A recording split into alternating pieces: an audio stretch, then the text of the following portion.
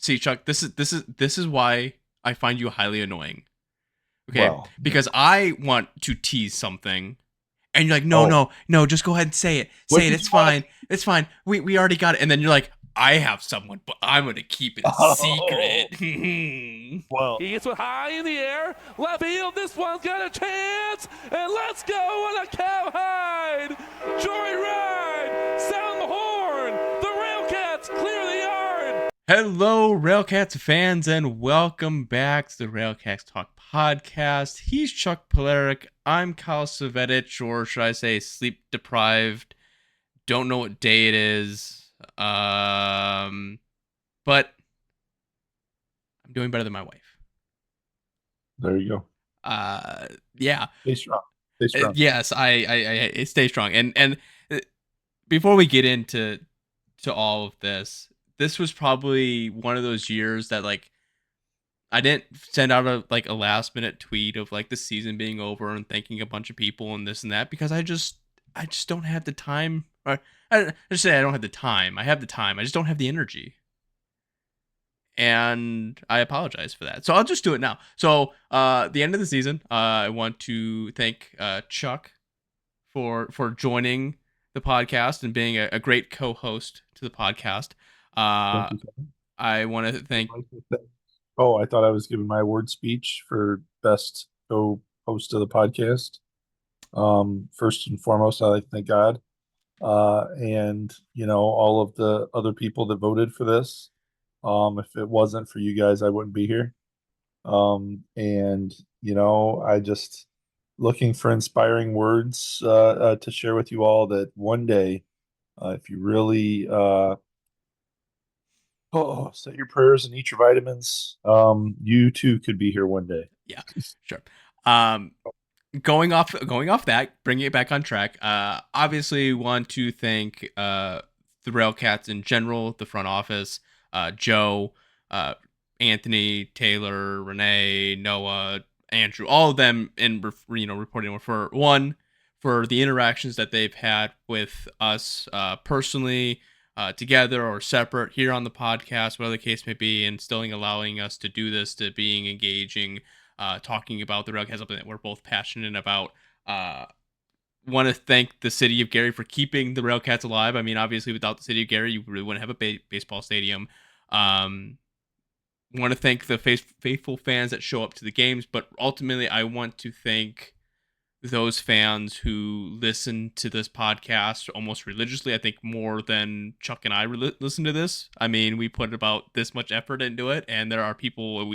I still see growth in the podcast, even if the team itself isn't very successful. So it's a tribute to those that are listening to the podcast. So I just want to thank those individuals that do listen. I may not know your names, may not know fully who you are.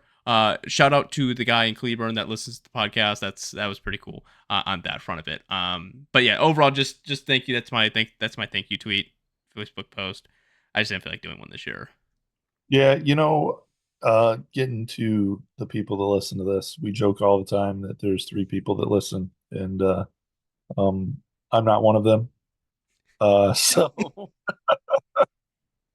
but yeah, you know what? It's a delight when somebody comes up and says, "Hey, I know who you are," or "Hey, I like what you said about this," or we've got people that come up to us all the time and just want to have a conversation about the last podcast. And unfortunately, a lot of times I don't remember what it was that we talked about, so That's just it's new old to me. age. Yeah, so I'm getting old. But hey, it's yeah, thank you for listening.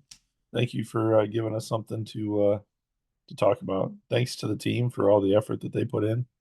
Um, it's a crazy sport and not everybody can win, but uh these guys showed up till start to finish and did everything they could, and we ended on a win, Uh, which was nice.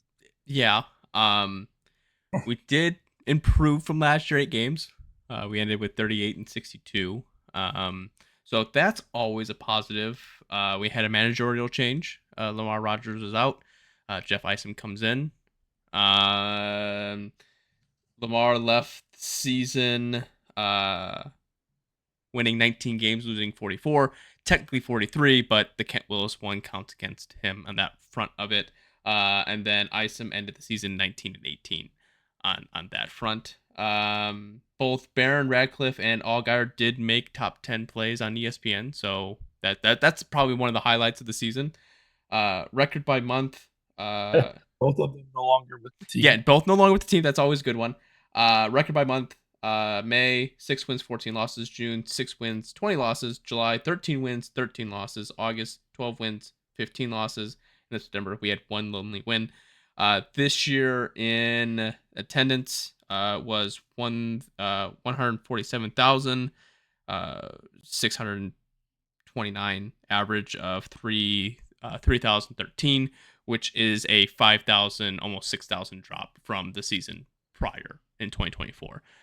So the attendance, now granted, you can take it for what it is. I don't necessarily know what the RailCats have, and I don't know what the American Association has on the attendance record portion of that. So that will probably be disputed to us later on when the podcast does drop on whoever may have those holdings for us.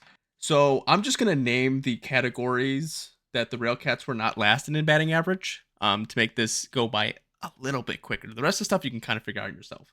10th in doubles at 142. 5th in triples at 15th, tied with Winnipeg. We had 5th least amount of strikeouts at 805. 3rd in stolen base at 133. And then 5th most times getting caught. 33 times we got caught stealing. That's about it. We were last in everything else. Pitching, there's only 2 categories that we were last in. That was hits given up. We were tied with Cleburne at 916. And then batting average against 268. And then we were top 5 in home runs given up. Fielding percentage, we were ranked 10th in the league. So yeah, there's not a lot to be when you look at it in general, there's not a lot of positives to take away from this, because I'm pretty sure at the beginning of the year we were talking, and pitching and hitting were both kind of like in the middle of all of that, and then it just kind of teetered off and fell off.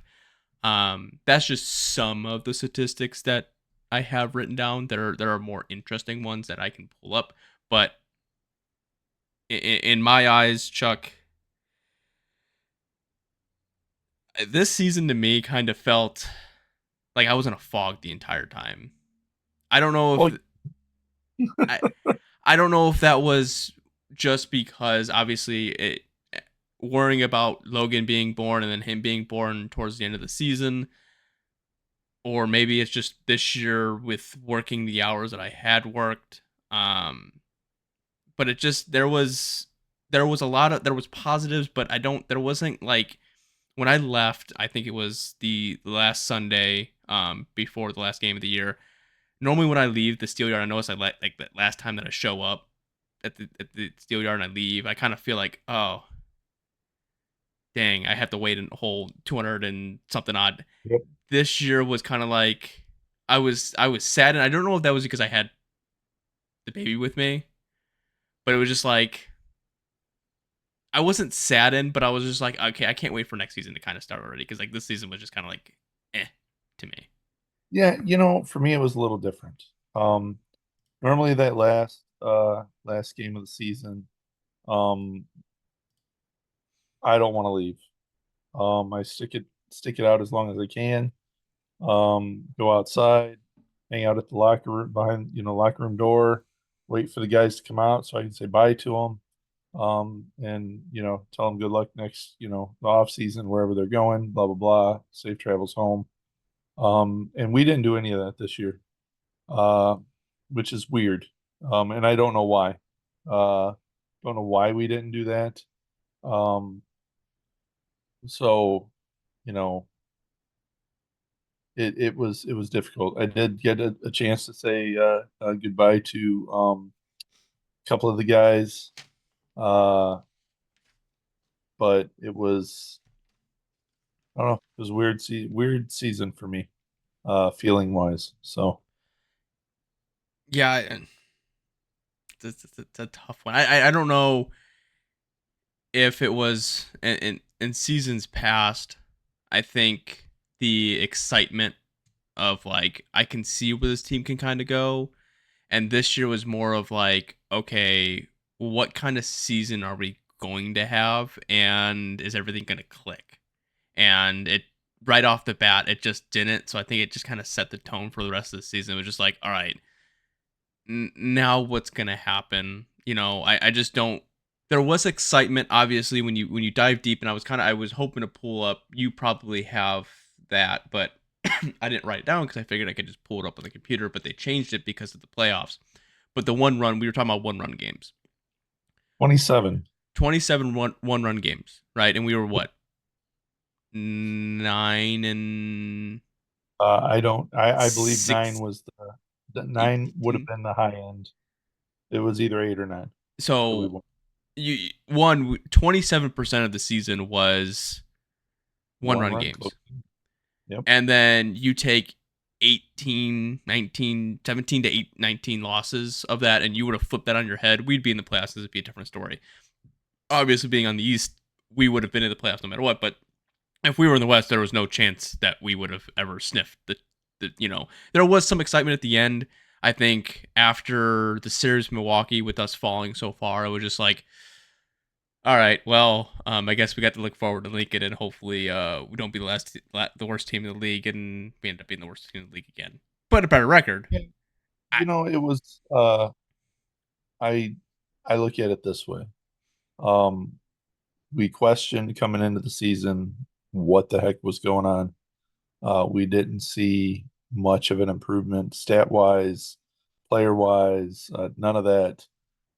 We were pleasantly surprised on some of the guys that I think outperformed what their stats were saying. Um, some of the guys, phenomenal personalities, and great to have on the team. Great interactions, whatever you want to call it. Um, and we were given an F rating, an F grade at the beginning of the season on some places, based off of the fact that, hey, you're getting the same players, you're going to get the same result, right? And so we kind of went into it. I think we got better than what we had thought, but not what we had hoped for. So that's 6 games left. I believe we had 6 games left before we were eliminated. That right there is a surprising number.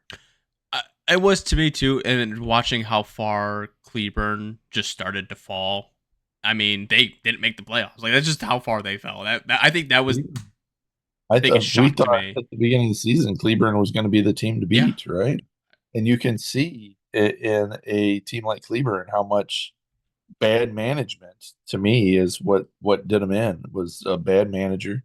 That was essentially came down to if you throw a bad game, if you have a bad outing of an inning or whatever it is, you're released, and did not give these guys a chance to get their feet warm to figure out what they had to do or what have you. And then at the end realized he couldn't find any pitchers that wanted to play for him, and ended up having to, because of his high salaries that he was paying some guys, had to end up cutting some people and making some changes, and they sizzled quick, and fell. I was just hoping that they would have fell a little further. a lot of good, and I don't want to dwell on the negatives anymore. I'm tired of being so negative. The season's over with. Let's look at some of the positives because there's obviously positives in this season. I think having a guy like Peralta, who was the beginning of the year spending time with uh, youth baseball players in Milwaukee, just talking about the game and getting talked about on the American Association, being a genuinely good guy. You had jersey. I know as limited as they were, we had some really good jersey auctions with some really great jerseys, and I think just sometimes interactions with other people around, and we had really good plays. We had really exciting. I mean, I know when I said that I was like in a fog this year and really wasn't maybe not into it as much as I was in years past. The games were still exciting, and it wasn't like a game. There was a couple of times where it's like, man, are we gonna blow it? And we don't blow it. And there's times like, are we gonna blow it? And we blow it. But like most of the games were within reason. You had a handful of blowout games, but most of the times, most of the games were intriguing and they were easy to stay in tune with, even if the season wasn't the way you wanted it to go. I guess my positive this year would be, I think that we got some really good guys. For me personally, the season was difficult compared to others. We had two guys staying with us. First guy got released a couple weeks, 3 weeks into the season, something like that. The other guy ends up getting released later on in the season. I end up getting two new guys, and that's a hard change when you've got people that are playing somewhere else and that, or watching people have to try to figure out what they're going to do next. Especially when they're young ball players that haven't had to go through this before. So, that was a difficult thing for me, for all of us here actually. And hey, it's part of being a host family. So there was that aspect of it for us, but I will say this, that the four guys that we ended up having this year were absolutely great guys to have. Wouldn't change it for anything. So we didn't have a podcast last week. No, we did not, because one, it was Labor Day with Monday, and then I closed that day, so I didn't really think about doing it. So let the season ride. So no, we did not have one last week. So this is the first one at the end of the season. Hey, let's ride. So who do you believe was the MVP pitcher? Best, or should say best pitcher on the team? We both agreed on Peyton Long. You're not supposed to ruin it like that. Why? Yes, we both. What do you mean? What do you mean? What do you mean? What do you mean? I'm the host. I'm the host. I'm the host. I'm co-host. See, here's the thing: is like I'm supposed to be one announcing the doing all the pipe, and then you're just like you know what, Kyle, I'm gonna do this. I'm gonna do this because I'm gonna do this. Okay, go ahead. No, it's all right. It's all right. You have your own order. So yeah. So we both agreed on Peyton Long. Yeah.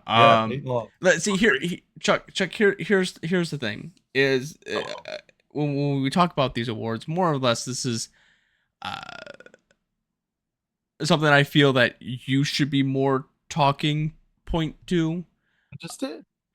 No, you just yelled at me for it. No, you're not understanding what I'm saying. What I mean is like me announcing the awards and then you talking about said person. Instead of you like, hey, what do you? That's where I was kind of going with this one. All right. And you threw it all out of order. I wanted to start out with pitching. And the reason why I wanted to start out with pitching is because to me, pitching was a small piece of the year that was a highlight for me. I loved seeing the improvement this year over last year with Peyton Long. Though he did have some crazy games, they were fewer, which was nice. Headstrong, it looked like he was very focused. It was very hard to rattle him. Even those games where he struggled, it looked like he just, hey, sometimes people are hitting your stuff. It's baseball. But nonetheless, he came out there every single time that he was on the mound. You thought you had a chance to win. And that's really what you want to be as a pitcher. So yeah, Peyton Long for my starter of the year. It's pitcher of the year, not start of the year. Here's the thing. Well, Chuck, here's we talked about this before. I said, what awards do you want to go with? And he's like, that's going to be my starter of the year. But then what? Chuck, stop. No. See, this is the anarchy that I do not appreciate. Your last minute, like, okay, here's the awards. You got anything else? No, we're good. Okay, and then we start the podcast. Lights Because we on. talk about this online, we don't talk about it on site in our pre-production conversation. No, you do. You have to have some kind of structure. See, now we're all out of structure again. Jacob Coates was awesome. Yes, I enjoyed watching Jacob Coates. Nick did a great job. Nate turned his. How Nick is. Uh, Bill did great. now we're Rob just said, naming random people off. You know what? All right, we're moving on from pitching because. all So right. Chuck, Yes. we'll hit it with the MVP next. Okay. Okay, and All right. I think there's another award that we keep last because I think that award means more than, especially on a team that's not successful. The last award that I want to announce is something that really shows the true true personality of leadership on the field. But so with MVP, I think I think we both agreed, Elvis Peralta. Yep. You go ahead and take it away, Chuck. Yeah. Elvis was not um top defensive shortstop. He did have his share of mistakes there, but I believe that he got better as the season progressed. His hitting was phenomenal. His base running was phenomenal. It was I'm gonna say that Elvis Peralta was the highlight this year from the offensive side of things. Um, I would also throw in Jarius Richards. He gets traded the last week of the season. Not likely to come back, from what I understand. And so,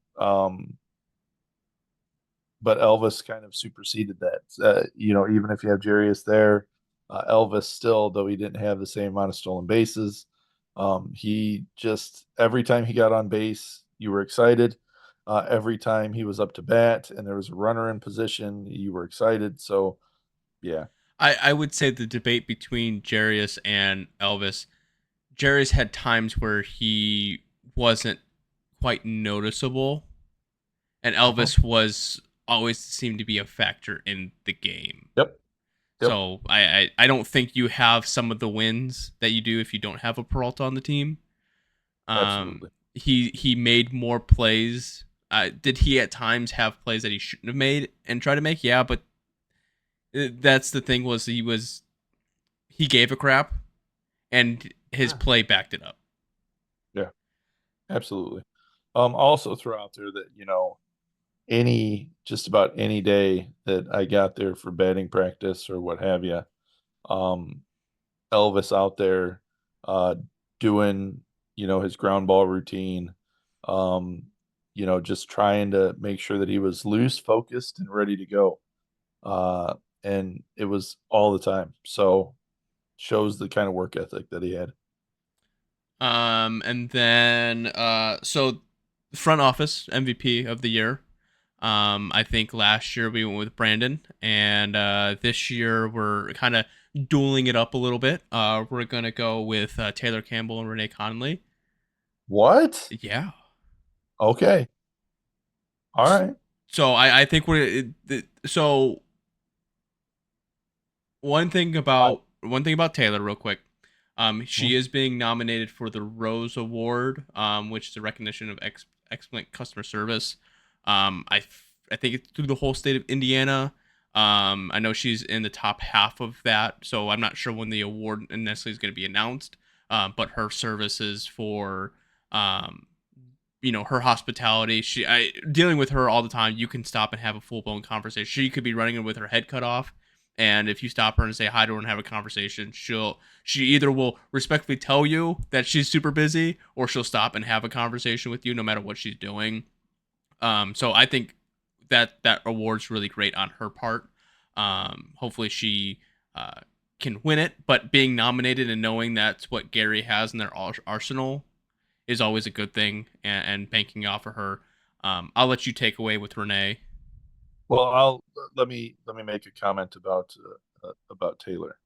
I agree with you 1,000% that when you see Taylor, even on times of being stressed, still smiling, enjoying it, and making it happen. But this is what I think kind of sets it over the edge. Is it's not when it comes to her, it's not so much answering questions that we have, but it's her interest in knowing what your answers are to her questions. Hey, what did you think about this food? Hey, what do you think about that? Hey, how did you like this? Um, do you feel like the lines are too long? Do you feel like asking questions of people that are there to get feedback and actually making you feel like the feedback is important, right? That's something that she is very good at. We all want to be heard. Mm-hmm. Um, and she does a very good job at giving you that opportunity and listening to you. And then explaining why or how or yeah, we can make it better by doing this or just kind of that's what I love about Taylor. She's a fantastic person to have working for you. And then Renee, I had not had very many conversations with Renee up until this year. And then I find myself just wanting to have more conversations with her. She is a fantastic woman. Just seeing her jump out of an airplane at the air show, the video that they have of that is hilarious. Um, and she's tied in with the city of Gary. It feels as though maybe she has dedicated her whole life to the city of Gary, and having her hands in so many different things, talking to sponsors and all of that stuff. But here's the thing about Renee that I really enjoy. There is not a single time that I see somebody out there throwing a first pitch where she is not out there smiling with them, taking pictures for them, just really engaging with people. And I'm going to be honest with you, she makes everybody feel like they're the MVP of the team. Yeah. She does. And that is a wonderful gift. And I don't think that she does it intentionally. I think that's just who she is. Yeah, I agree. I don't. So, You can always. Being so. This the one thing is when you go to the ball games and you go almost every game, and you're around the people, and there are some people that sometimes they'll let their guard down a little bit, and you can kind of see what who they truly are to a certain extent. And with Renee, just seeing how she interacts with everyone, she could meet you the first time and she could act like she's known you for 50 years. yep. She's just one of those people that just makes you feel comfortable in any situation and makes you feel like you said the MVP of the team, or you're in that moment and the spotlight's on you. Right. Right. And it's a wonderful feeling when you have a conversation with her. Mm-hmm. And just seeing the things that she's had her hands in that has been like really successful. You can't help but hope that everything that she does is a huge success. So I'm gonna give her the co MVP of the office. And then this award, I like this award especially now this year, and this I take this back from the days when I was coaching, and for high school or junior high we had to have some kind of award that we had to put out, and at the time we called it the Spartan Award, but we're going to call this the RailCat Award. And the RailCat Award, the RailCat Player Award, however you want to spend it, it's not based on talent. It's more based on mental strength, your ability to show up to the team or show up to the game and play 100% almost every game. I know it's 100 games; it's a lot to play. But this award, especially on a team that really wasn't successful, there's one that stuck out to me, and there's one that stuck out to you. So we're gonna give it to two people. I think this award encompasses one of the players, and so we'll go with Elvis Peralta and Joe Swazi. Peralta, I think he spends his time. You see it all the time. He goes to a game, getting ready to do warm ups, and what is he doing? He's signing autographs for fans. He's out there signing autographs for fans before the games, after the games. He's spreading his knowledge of baseball to youth athletes in Milwaukee and all over the place. I don't think there has been I haven't heard one bad thing being said about Elvis Peralta and his ability just to come in and, obviously you see sometimes there's frustration that's on the field, and there's some that get that, if they throw something, break something, whatever the case may be, but that's competitive nature nonetheless. But most of the time when the lights are off and he's not playing, he's one of those players that makes you feel special in the moment because he's spending his time with you, signing autographs or talking with you. That's my take with Elvis. Swazi, I haven't had those interactions like you probably did with Swazi. But I know a lot of times, like first base, you say, "Hey Joe," and he wave over and say "Hey back to you" or give you a ball. But I'm just saying, I just didn't get those kind of interactions this year because I really wasn't in a lot of games. With Peralta, the thing that I loved to see from him was, yes, before the game, before he warms up, he's out there signing autographs with people. He's giving them hugs. He's taking pictures with people. The one game in, I believe it was in Milwaukee, where he said, "Hey, let's not be in a hurry. Let's sign autographs for everybody. I'll stay here till they're all done."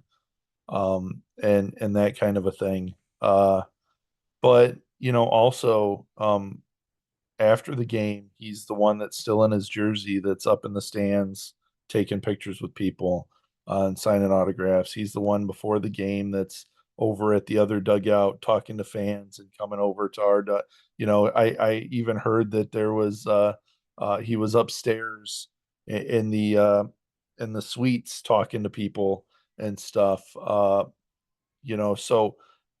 I'm gonna say that if you ever wanted to have a um oh, what's the word I'm looking for? You wanted to have somebody that kind of encompasses or is your sponsor for your Hmm. team, right? The guy who encompasses what you want in a representative. Um, Elvis Peralta is that guy. And I don't care if it's baseball, I don't care what it is that he's doing. Elvis Peralta is the guy that you want representing your team. And it is fantastic to see it. I'm glad that we had him this year. I hope that we have him back next year, but just having the experience of having him on the team was fantastic. And then going to Joe Swazi, Joe was a different duck, I guess is what I would want to say. A little bit of a different guy, but man, that guy to me was just it was a great guy to have on the team. I love the interactions that he had. We sit at first base. The interaction that he had with other players on the other teams, the interactions that he would have with the umpires as he's sitting there talking to them, telling them, "Hey, you suck," and whatever, or why did hey, I'm glad you're here and not behind the plate because you suck behind the plate. Whatever it is that he's saying to the umpires. But there were numerous times where there's fans in the stands that he would go give a baseball to, smile with, whatever. He made those guys at first base feel, the fans at first base feel very special. And so that's why I throw his name up there. Um, Two great guys on the team that you just really appreciate that you had the chance to interact with. um, yeah, those are awards winners. That's the season 2025 season basically in a nutshell. A little bit better than last year. So yeah, this off season, there's going to be things to talk about, to speculate, figure out when players. I think we're typically towards the end of October, in the beginning of November. That's when players start getting picked back up with contracts, and so we'll try to keep some of that stuff going steadily. You got the American Association playoffs going on right now. the one game of note to me was was it Chicago and Lake Country game, the first game. Lake Country goes up by 3 after Ryan Hernandez, or he ties it up in the top of the ninth, and then Chance Cisco hits a 2-run home run to walk it off. I think Chicago ended up moving on. I don't. I was able to watch 1 or 2 games, but it's also college football season, so Saturday was kind of caught up with So football. Chicago won their 2 games back to back. The other 3 games went to 3, right? But it was interesting as I'm watching Fargo, and I'm like, their game was perfection. It really did look like it was perfection. And I'm sitting there saying to myself, how are these pitchers that some of them struggled throughout the season or whatever, but how are they able to put this together in perfection? 15 innings Mm-hmm. is what they went, and no mistakes. I mean, it was like everything was just these guys great. And then you get to where Fargo goes up by 1, and they put in their closer, Garrett Alexander, is a great guy, and I'm watching him, and he blows it, and with wild pitch, and then another wild pitch, and I had said to myself, how is it that these guys are throwing so good?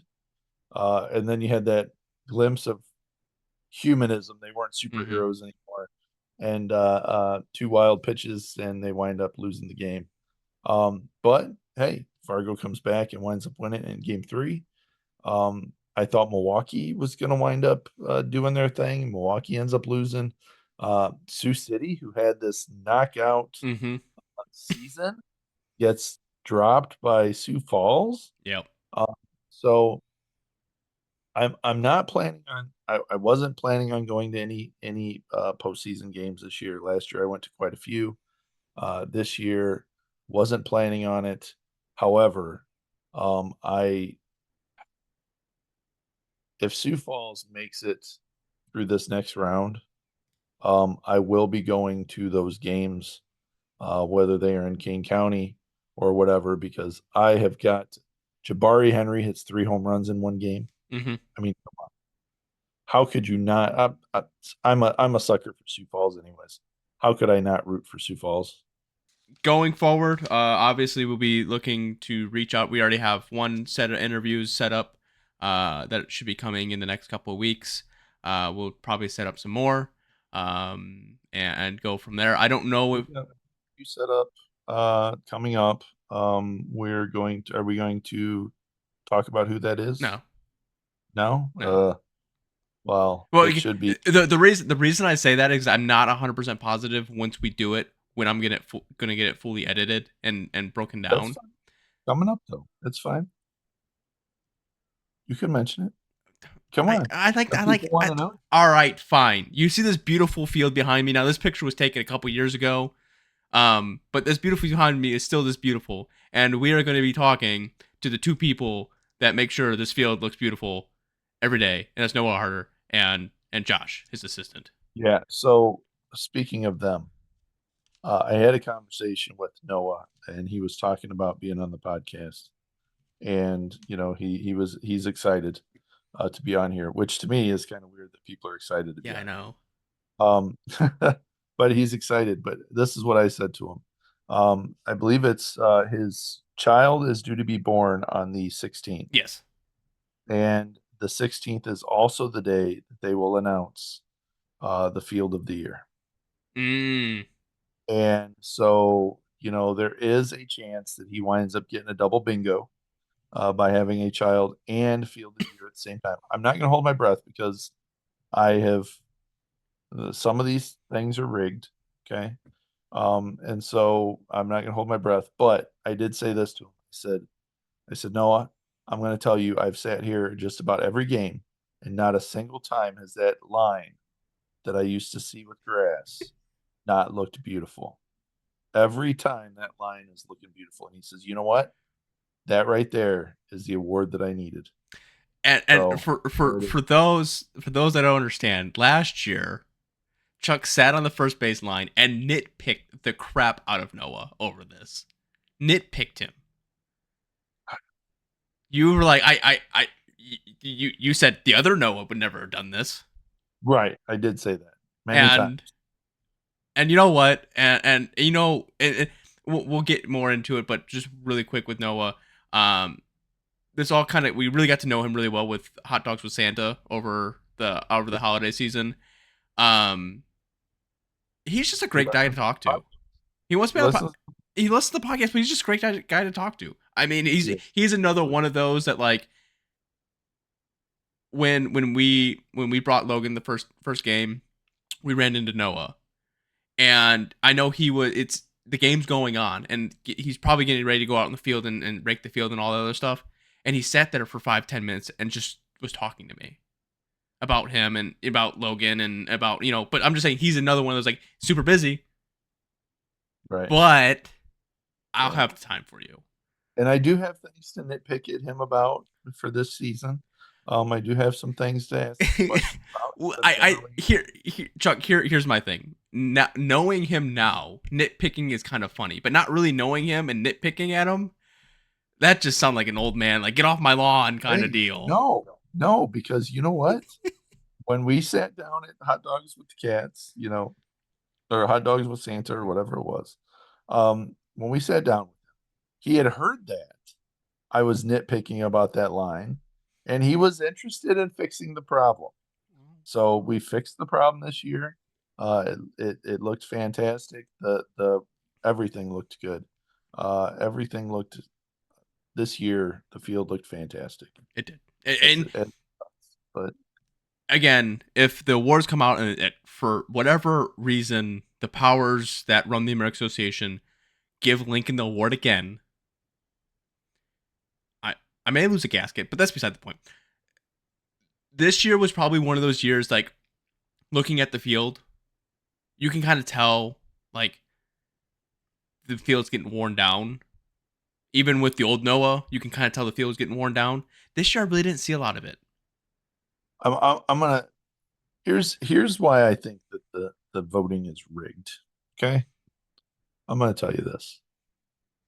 There is not a single umpire that I talked to, and I only talked to a handful, maybe 6, that didn't say this isn't that said, every single one of them, this is a beautiful field to play on, the best field in the American Association to play on, right?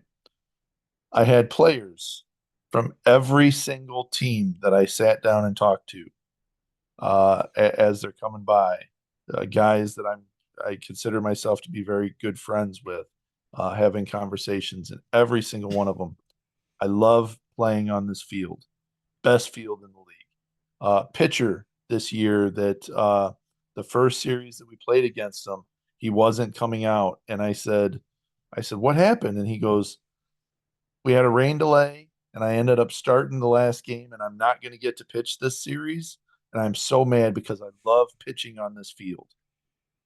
Like seriously bothered by it, right? This guy winds up getting traded to Mexico. He's not some guy that doesn't know what he's talking about, right?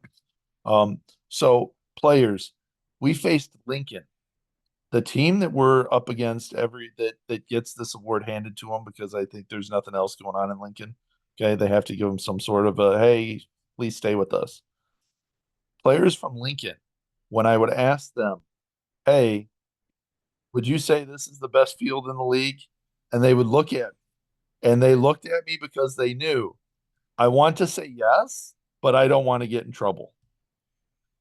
That was the only team that was like, they were like, I can't say anything.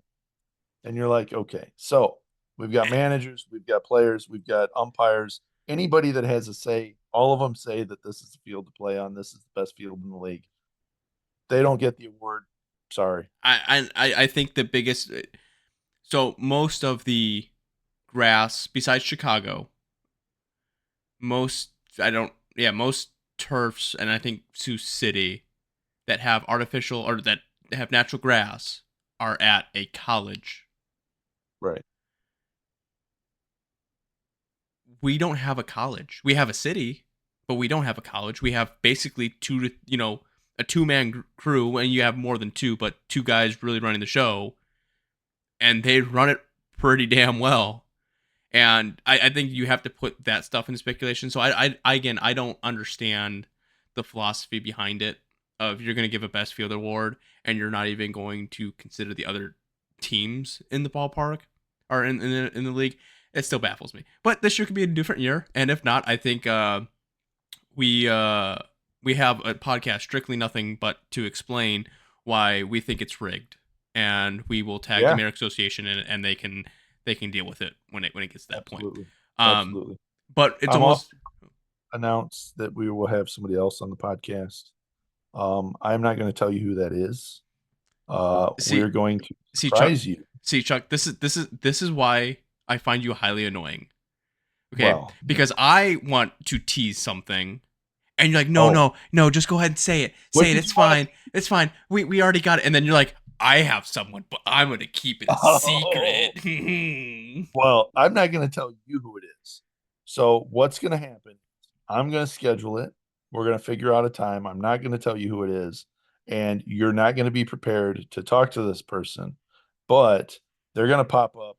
We're going to record. We're going to have a great time talking to this person about things throughout the season. So Chuck, real quick, here's a quick question for you. Right. I'm the one that typically sets everything up, and I'm the one that has the Zoom that I have to pay for to make sure that I don't get just 15 minutes. So eventually I'm gonna have to know who it is. Nope. Right? You're gonna send me the link and I will forward it on to them. No, see, this is where you're caught, is because no, I don't have to do that.